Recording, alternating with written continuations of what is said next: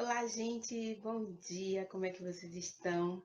Primeiramente, desculpe o atraso, né, na entrega do vídeo com as explicações, mas eu fiquei esperando os senhores e as senhoritas colocarem lá no mural da Google Sala de Aula, né, as suas dúvidas, e pouquíssima gente mandou, certo? Então, vamos lá. Gente, como escrever uma crônica? O pessoal ficou perguntando algumas coisinhas, umas 5 ou 6 perguntas bem pontuais, e aí eu resolvi destrinchar aquelas as dicas que eu coloquei lá no roteiro de estudos. Gente, vocês precisam ler o roteiro de estudos, certo? Porque lá tem um passo a passo de como fazer as atividades. Está tudo lá, bem detalhado, bem mastigadinho. Então, vocês precisam ler. Vocês me fazem perguntas que estão lá no roteiro. Mas cá estou eu fazendo esse vídeo, né? Mais uma vez, para poder explicar. Mais uma vez eu digo porque já é a terceira vez que eu estou tentando gravar o vídeo e não está dando certo. Mas vamos que vamos, né? Que uma hora a gente consegue. Passar aqui o slide. Pronto. Bolinha para cá. Pronto. Então, o tema. Vocês têm me perguntado bastante, professora, qual o tema? Sobre o que é que eu devo escrever? Gente, o tema tá lá, grifado de amarelo. Eu ainda grifei de amarelo, eu pensei, né? Vou grifar aqui de amarelo, que vai chamar bem a atenção deles. Cotidiano da família durante isolamento social. O que eu vou falar, professora? Como assim cotidiano? Desculpa. Como assim o cotidiano? O cotidiano, gente, é o dia a dia. Como é que está sendo a convivência familiar nessa quarentena? Quarentena não, no isolamento social. Como é que vocês estão convivendo com isso? Nem sempre é fácil, porque está todo mundo em casa, no mesmo horário, e tem a questão do tédio, do estresse, né? Mas às vezes aproxima mais a gente dos nossos familiares, do pai, da mãe, do avô, da avó, do tio, da tia, do primo, né? Há vários núcleos familiares. Cada um tem sua família, cada um tem uma família diferente. Às vezes a família é só você. No meu caso, eu moro só. Aqui, vocês sabem. Então, sou só eu. A minha família aqui, sou só eu. É, mas antes era eu, meu pai, minha mãe, meu irmão e minha tia. Aí tem gente, e um gato não, cachorro, 2 cachorros. Lá em casa tem 2 cachorros. Então, tudo isso faz parte da nossa família, do nosso núcleo familiar. Quem são as pessoas que estão dentro de casa comigo, vivendo, né? Esse estresse, essa pandemia. Então, é bom estar só, não sei. Eu gosto, eu não ligo não. Pra mim é de boa. Mas também é bom ter alguém com quem conversar.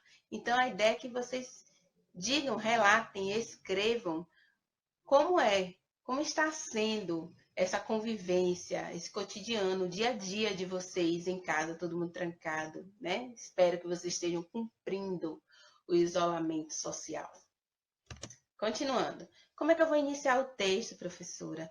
Eu não sei como é que eu inicio o texto. Inicie iniciando, escrevendo.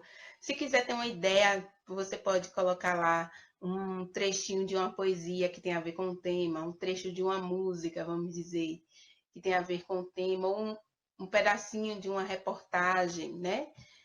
Pode também usar esses artifícios para poder dar início ao seu texto. E aí, lá nas dicas, tem uma parte que fala de localização. Gente, a localização não é para você colocar lá o seu endereço, não. Não quero saber, não precisa divulgar o CEP, a rua, o número da casa, certo? Não precisa. Mas é descrever o cenário, né? Onde é que se passa a história? Qual é o local? Eu vou fazer uma história da minha sobre a minha família, óbvio, mas o cenário vai ser dentro de casa? Ou vai ser só, vou contar um fato que aconteceu, vou narrar uma história que aconteceu na cozinha da minha casa, a gente tomando café, algo do tipo. Ou a gente estava todo mundo na sala, ou estava no quintal.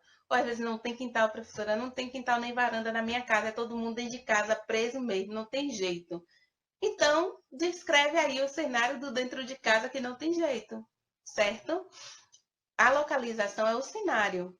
Então, descrevam como é que está sendo. Vocês podem escolher um cômodo da casa, ou quarto, sala, cozinha, ou banheiro, né?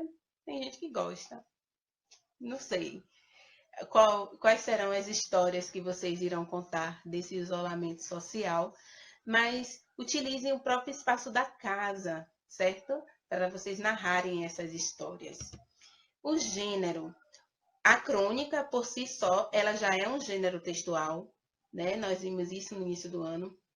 Mas ela também é formada por outros gêneros, né? A gente sabe que a característica dos gêneros é essa, são gêneros híbridos, ou seja, é uma salada de fruta de vários gêneros. E aí vocês podem pender, né?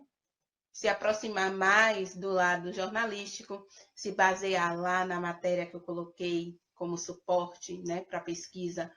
Vocês podem se aproximar mais do lado humorístico. Eu vou contar uma história que ela vai ser engraçada, então vai ser mais humorística. Ou uma história mais poética, ou seja, vai falar dos sentimentos, das vivências, de como o isolamento social está me abalando, né? Está abalando a minha família. Como é que nós estamos vivendo? Quais são os sentimentos? Vai falar do eu, certo? No caso do nós, porque você vai falar de você e da sua família. Então, tomem cuidado para vocês não misturarem isso no texto, certo? Para que o texto de vocês tenha uma linha, seja linear, seja coerente, coeso. E a linguagem, professora, eu vou ter que escrever igual os escritores dos livros? Não. A escrita é única, a escrita ela é individual, ela é de cada um. Então, a crônica, ela dá a gente essa liberdade da linguagem coloquial, porque se ela narra fatos do dia a dia, é óbvio que eu vou poder usar uma linguagem que eu uso no dia a dia. Cuidado para não extrapolarem, certo? Depois vim dizer, professora, mas a senhora disse que era a linguagem do dia a dia e a gente fala palavrões na minha casa. Se lembrem que, apesar da linguagem ser do dia a dia, é a professora aqui que será a sua leitora, viu? Se lembre que ainda isso é uma atividade escolar e não permite todas as licenças literárias e poéticas que a gente vê por aí. Citação. O que é uma citação? Uma citação, quando eu digo assim, citação bíblica, pronto, que é algo mais próximo de vocês. Quando eu digo citação bíblica, é um trechinho lá da Bíblia que você citou. Ou seja, não foi você que escreveu, você está falando algo que outra pessoa escreveu. Então, quando você for fazer isso, caso, né, não é obrigatório, caso você use isso na sua escrita, coloque entre aspas para que eu possa identificar que aquele trecho não é seu, é de outra pessoa. Você pode usar um trechinho de uma música, um trecho de uma poesia, você pode trazer dados de uma reportagem. Então, aquilo que não fui eu que escrevi, eu coloco entre aspas, certo? E eu posso colocar lá na minha história de onde foi que eu tirei aquilo, de forma bem sucinta. Estamos, certo? Então, gente, ponto número 7, o tamanho do texto. Olha, vamos lá, né? Paciência.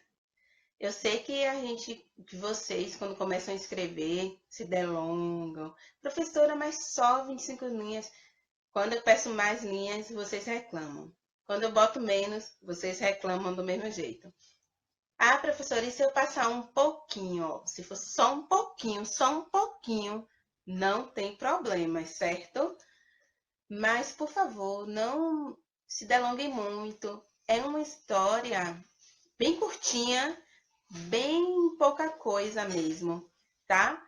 Para que vocês possam relatar como é que está sendo esse dia a dia, ok? Vamos lá. Deixa eu adiantar aqui. Vai nessa. Estrutura do texto. Não se esqueçam. Qualquer história, qualquer texto, ele tem que ter início, meio e fim, certo? Não adianta, ó, quando eu vou contar uma história a alguém, eu conto o início, o meio e o final da história. A pessoa vai ficar curiosa, sabendo, vou ter que esperar até voltar às aulas normal para poder saber o final da história, não, né?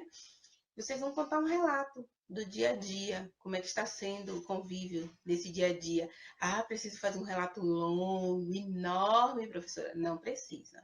certo? Vocês vão relatar algo, vão fazer a introdução, que é o início da história, o desenvolvimento, que é o meio da história, né? Como é que acontece, como foi que aconteceu, e o final da história, como foi que aquilo terminou, né? Porque eu vou ficar curiosa, eu vou querer saber o que foi, né? De cada história, de cada um. Opa, bora botar a bolinha para aqui. Então, gente, se liga na dica. A dica de hoje é a seguinte: leiam o que vocês escreveram antes de me entregar, certo? O texto escrito, ele precisa ser lido, ser revisado. Eu sempre falo isso, mas parece que entra por um ouvido e sai pelo outro. Vocês sempre se esquecem disso. E aí, às vezes, eu tô lendo lá o texto e cortou.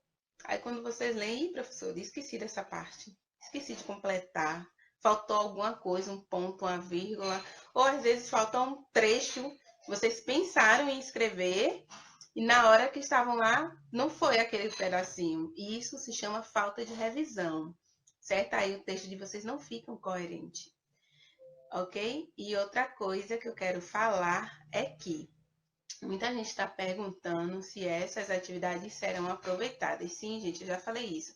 Eu irei aproveitar essas atividades, vai compor alguma nota lá na frente quando a gente voltar. Nada do que vocês estão fazendo é em vão. Primeiro, vocês estão exercitando a caixola de vocês e a autonomia de vocês enquanto estudantes, certo? Vocês estão sendo os protagonistas do estudo de vocês. Nós, professores, certo? Estamos auxiliando nessa atividade. Segundo ponto, é uma forma de vocês não ficarem paradões durante a quarentena também, sem fazer nada. E terceiro, de dar continuidade, de certa forma, aos estudos de vocês, certo? De não ficarmos tão atrasados e dependendo de tantas coisas quando a gente voltar. Ah, outra coisa que o pessoal tem perguntado, porque viram a notícia que Alagoas e saiu no jornal, né? Que não aproveitariam essas aulas como dia letivo e caiu bastante a entrega das atividades e vocês estão colocando isso como pressuposto, né? Como argumento para não entregar as atividades. Eu entendo que é chato, eu compreendo isso, que tem dias que a gente acorda e não quer fazer, mas até o momento a Secretaria de Educação não nos passou nada, certo? Não disse a coordenação, a direção, aos professores, olha, gente, isso vai valer, isso não vai valer. Mas tenham consciência de que muitos professores, eu, a professora Josefa, a professora Vanessa, que já falou com vocês, né? Entre outros colegas, já disseram, ó, gente, façam as atividades, que na volta a gente vai agregar alguma nota a isso, né? Então, tenham paciência. Eu sei que é chato e que tá sufocante ficar dentro de casa. Tem dias que eu acordo, faço 1000 coisas. Tem dias que eu não quero fazer nada, não quero nem levantar da cama.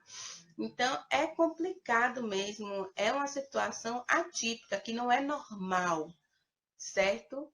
Mas vamos ter pouco de paciência e que isso irá passar, certo? Com fé em Deus, em Buda, em Alá, em Oxalá, na luz, no Espírito Santo, no universo, que nós iremos passar por essa, como os nossos antepassados passaram pela peste, pela gripe espanhola, tantas outras catástrofes que já aconteceram no